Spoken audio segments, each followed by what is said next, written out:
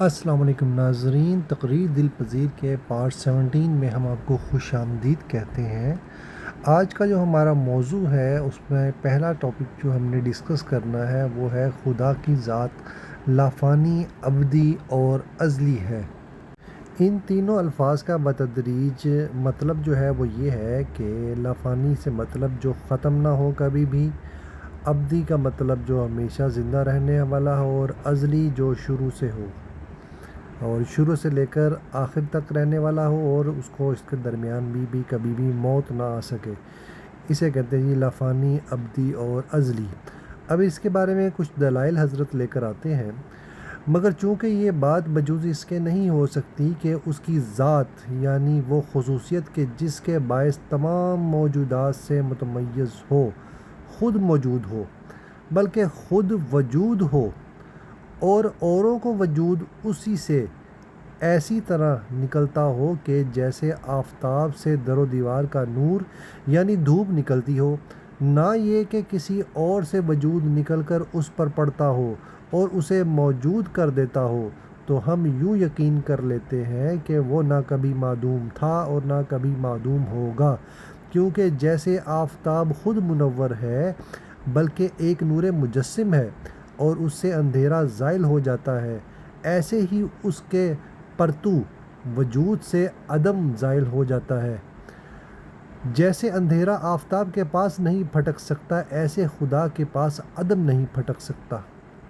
اس سارے پیراگراف کا خلاصہ یہ ہے کہ اللہ تعالیٰ کی ذات اور اس کا وجود یہ ایک ہی چیز ہے۔ ایسا نہیں ہے کہ اس کا وجود علیحدہ ہے اور اس کی ذات یعنی اس کی وہ خصوصیات جو ہے وہ علیحدہ سے ہیں اور وہ بعد میں آئی ہیں، اور وجود پہلے آیا ہے، جس طرح کہ کائنات کی دوسری چیزوں کے اندر ہوتا ہے کہ پہلے وجود رکھتی ہیں، بعد میں ان کے اندر خصوصیات ظاہر ہوتی ہیں جو ان کو دوسری چیزوں سے علیحدہ کرتی ہیں۔ ان خصوصیات کو ہم ذات کہتے ہیں۔ تو ہر شے کی اپنی ایک ذات ہے۔ وجود سب کے اندر مشترک ہو سکتا ہے کہ تمام چیزیں جو ہے ایک وجود رکھتی ہیں، لیکن ان کے اندر کوئی نہ کوئی ایسی خصوصیات ہوتی ہیں، ہم نے پچھلے ٹاپک میں بات کی، جو ان کو دوسری چیزوں سے علیحدہ کرتی ہیں، جو ان کے اندر بعد میں آتی ہیں،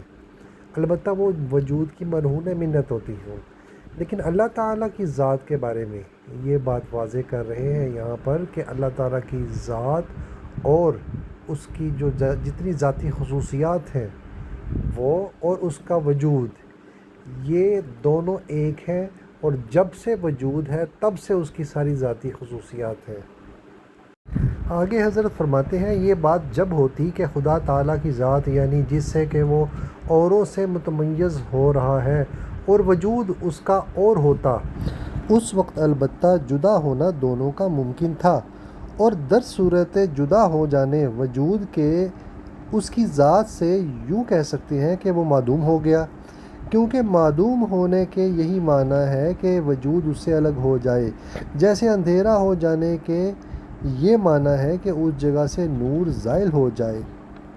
اس پیرے کا مطلب یہ ہے کہ اللہ تعالیٰ کی ذات ہمیشہ سے تھی، ہمیشہ رہنے والی ہے، درمیان میں کبھی بھی کوئی ایسا لمحہ نہیں آیا کہ اس کا وجود نہ ہو اور اس کی کوئی ذات یا اس کی ذاتی خصوصیات کسی لمحے جو ہے وہ معدوم ہو گئی ہو۔ تو ایسا اللہ تعالیٰ کی ذات اور اس کے وجود کے بارے میں یہ کہنا بالکل غلط ہے۔ غرض عدم کے معنی بجوز اس کے اور کوئی نہیں کہ وجود الگ ہو جائے۔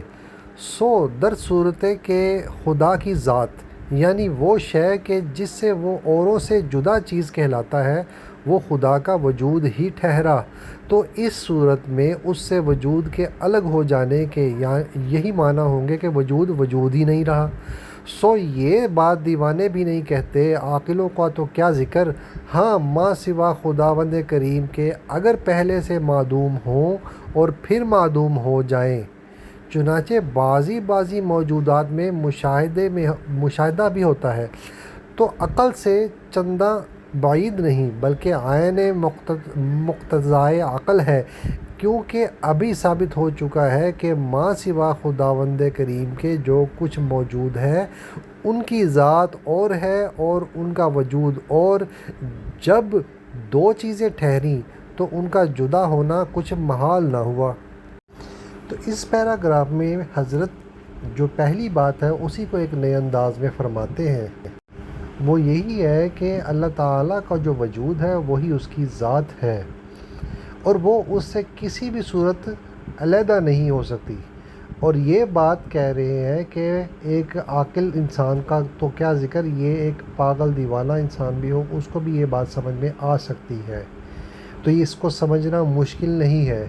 اس کی وجہ یہ ہے کہ وجود عام چیزوں کا جو ہے، اور وہ عام چیزوں کی جو ذات ہے اور ذاتی خصوصیات ہے یہ علیحدہ علیحدہ ہے، یہ جدا جدا ہوتی ہیں۔ اللہ تعالیٰ کی ذات کے علاوہ جتنی بھی کائنات میں چیزیں موجود ہیں ان سب نے اپنا وجود مستعار لیا ہوا ہے اللہ تعالیٰ کی ذات سے، اور ان کے اندر جو جو خصوصیات ہیں وہ ہر ایک کے اندر جو خصوصیات ہیں وہ خصوصی طور پہ ان کے اندر رکھی گئی ہیں ان کے رکھنے والے کی طرف سے، اور وہ اپنی ان خصوصیات سے باہر کوئی کام نہیں کر سکتی۔ وہ ان تمام ذاتی خصوصیات کے وہ محتاج ہیں، اور ان کا وجود اللہ تعالیٰ کے وجود کا محتاج ہے، جبکہ اللہ تعالیٰ کا وجود کسی کا محتاج نہیں، اور اس کی جو ذات اور اس کی ذاتی خصوصیات جتنی بھی ہیں، جتنی بھی ذاتی صفات ہے وہ ساری کی ساری اس کی اپنی ہے، اور اس کے لیول کی دنیا میں کوئی چیز نہیں ہو سکتی۔ حضرت فرماتے ہیں کہ عالم کی ذات اور ہے وجود اور، یعنی اس اللہ تعالیٰ کی ذات کے علاوہ جتنے بھی کائنات میں چیزیں ہیں ان کے لیے جب ہم یہ دو لفظ استعمال کرتے ہیں تو دونوں کا علیحدہ علیحدہ مطلب ہوتا ہے۔ اب ایسی بات کہ جس سے اچھی طرح ان اشیاء کی ذات اور وجود کا جدا جدا ہونا واضح ہو جائے عرض کرتا ہوں۔ جناب من، جب کوئی معمار مکان بناتا ہے تو اول اس کا نقشہ ذہن میں جما لیتا ہے، اور پھر بن کر وہ مکان اگر ڈھہ جاتا ہے تو دیکھنے والوں کے دلوں میں اس کا نقشہ باقی رہ جاتا ہے۔ اب سنیے کہ اس نقشے ہی سے وہ مکان اور مکانوں بلکہ اور چیزوں سے متمیز ہوگا، سو یہ نقشہ اس مکان کی ذات ٹھہری، کیونکہ مقرر سہ قرر مذکور ہو گیا ہے۔ یعنی کہ جب کوئی مکان بنایا جاتا ہے تو پہلے اس کا کوئی دماغ میں ایک نقشہ بنایا جاتا ہے، تو جب وہ نقشہ بن جاتا ہے تو پھر اس نقشے کے اوپر عمل کرتے ہوئے اس کو ایک وجود دے دیا جاتا ہے، اس کے اندر اس کی ایک ذات ایسی بنائی جاتی ہے کہ وہ دیکھنے والوں کو نظر آئے کہ یہ مکان دوسرے مکانات سے کس طرح کا مختلف ہے۔ اب اگر وہ مکان گرا دیا جائے تو اب ہم کہیں گے کہ اس کی ذات ختم ہو گئی ہے، اب وہ اس کی ذات نہیں رہی، لیکن لوگوں کے دماغوں میں اس کا وہ نقشہ تو رہے گا، اور وہ وجود ہمیشہ ان کے دماغ میں رہے گا، ان کی عقل میں رہے گا، جو یہ بتاتا ہے کہ جو ذات ہے وہ ایک علیحدہ چیز تھی، جو وجود ہے جو دماغ اور ذہن میں ہے وہ ایک علیحدہ ہے، وہ نقشہ ہے۔ حضرت فرماتے ہیں کہ ذات اسے ہی کہتے ہیں جس سے تمیز حاصل ہو، یعنی فرق کیا جا سکے، اور یہ حال کہ وہ زمین پر بنا ہوا انکھیاروں کو نظر آنے لگا اور اندھوں کے ہاتھوں کو معلوم ہونے لگا، اور اس میں آنے جانے والے اٹھنے بیٹھنے لگے، یہ گھر کی بات ہو رہی ہے، یہ اس کا وجود ہوا۔ سو اب دیکھیے ذات اس مکان کی یعنی وہ نقشہ اور شے ہے، اور اس کا وجود اور شے ہے، اور اسی سبب سے وہ دونوں کبھی اکٹھے ہو جاتے ہیں اور کبھی علیحدہ ہو جاتے ہیں۔ یعنی کہ جب ہم نے مکان کو بنا لیا، اب وہ جو نقشہ تھا اس کے مطابق ہم نے اس کی ذاتی خصوصیات ہم نے بنا دی اور وہ وجود میں آ گیا۔ اب جب دونوں ذات بھی اس کی موجود ہے اور نقشہ بھی موجود ہے تب تو وہ دونوں وجود اور ذات دونوں موجود ہوں گے، لیکن جب وہ مکان ہم نے گرا دیا تو تب اس کا نقشہ تو موجود ہوگا دماغ میں، لیکن اس کی جو ذات ہے وہ ختم ہو گئی۔ اب کائنات کی چیزوں کے بارے میں ہم یہ اصول طے کرتے ہیں کہ ان کے اندر ایسی خصوصیات ہیں کہ ان کا پہلے وجود بنایا جاتا ہے، پھر اس کے مطابق ان کی ذات تشکیل دی جاتی ہے، جبکہ اللہ تعالیٰ کے بارے میں ایسا نہیں ہے۔ جب سے اللہ تعالیٰ کا وجود ہے تب سے ہی اس کی ذات اس کے وجود کے ساتھ ہی موجود ہے، بعض ویسے نہیں ہوتے۔ ہاں، خداوند کریم کا نقشہ یعنی اس کی ذات اگر کسی کو معلوم ہو جائے تو بالیقین یوں کہہ اٹھے کہ یہاں تعدد نہیں، ذات اور وجود دونوں ایک ہی ہے، اور قبل معلوم ہونے اس نقشے کے اگر کسی کو بقیاس اور موجودات کے خدا کی نسبت بھی ذات اور وجود کے جدا جدا ہونے کے توہمات پیدا ہوں تو وہ ایسے ہے کہ جیسے مادر ذات اندھے کو بنسبت دیکھنے کی اشیاء کے طرح طرح کے توہمات اور خیالات پیدا ہوتے ہیں، اور پھر سب غلط ہے۔ ہاں، موجودات کی نسبت اگر یوں کہا جائے کہ ان کی ذات اور ہے اور وجود اور، تو ہم ہرگز انکار نہ کریں، کیونکہ ابھی بدلائل قویہ اس مضمون کو اثبات کیا ہے۔ حضرت فرماتے ہیں کہ اگر یہی اصول جیسے کہ من مکان کے بارے میں ہم نے لگایا، اگر اس کو کوئی بندہ اپنے دماغ میں گھسا کر اللہ تعالیٰ کی ذات اور اس کا کوئی نقشہ، اس کی شکل و صورت اپنے دماغ میں گھسانے یا ڈرا کرنے کی کوشش کرے گا، تو یہ بالکل ایسا ہی ہے کہ جیسے کسی اندھے سے پوچھیں کہ جی فلانی چیز کی کیسی شکل ہوتی ہے، فلانی چیز کی کیسی شکل ہوتی ہے، تو وہ طرح طرح کے اندازے بتائے گا جو کہ بالکل غلط ہوں گے۔ ظاہر ہے جس کی آنکھیں نہیں، جس نے کوئی چیز دیکھی نہیں، جو چیز نظر آتی نہیں، اس کا نقشہ کیسے بنایا جا سکتا ہے؟ اس کا نقشہ بنایا ہی نہیں جا سکتا۔ ہاں، لیکن جو چیزیں مادی حالت میں یا اس کائنات کے اندر موجود ہیں، ان کا نقشہ ہم دماغ میں لا سکتے ہیں اور ان کی ذات اور ان کی خصوصیات ہم بتا سکتے ہیں۔ تو لہٰذا جن کی ذات ہمارے دماغ میں آ سکتی ہے اور جن کی ذات جن کے وجود کے بارے میں ہم اپنے ذہن میں کوئی نقشہ کھینچ سکتے ہیں، یہ ساری چیزیں ہماری کائنات میں جو موجود ہیں، یہ ہیں مخلوق، اور خالق جس کا وجود ہمارے دماغ میں نقش ہی نہیں کر سکتا، وہ اس کی ذات کو ہم اس کے وجود سے جدا نہیں کر سکتے۔ اب یہاں پر ایک اشکال پیدا ہوتا ہے جس کا حضرت یہاں پہ جواب بھی درج کرتے ہیں۔ غایت الامر یہ ہے کہ کوئی یہ کہے گا کہ ہم نے مانا عالم کا وجود اور ہے اور اس کی ذات اور نقشہ اور ہے، اور اس سے ہم انکار بھی نہیں کر سکتے،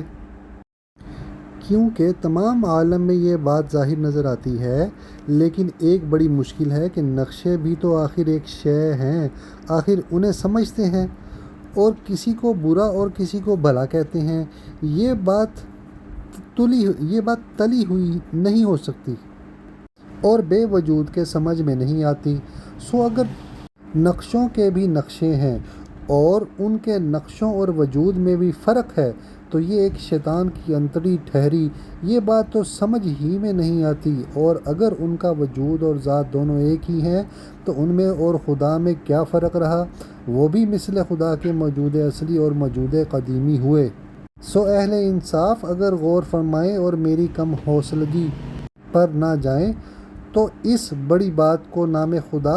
اس چھوٹے منہ سے ادا کر دیتا ہوں۔ تو اس پیراگراف میں حضرت نے جو اشکال بیان کیا ہے، پہلے اس کو سمجھتے ہیں۔ انہوں نے کہا ہے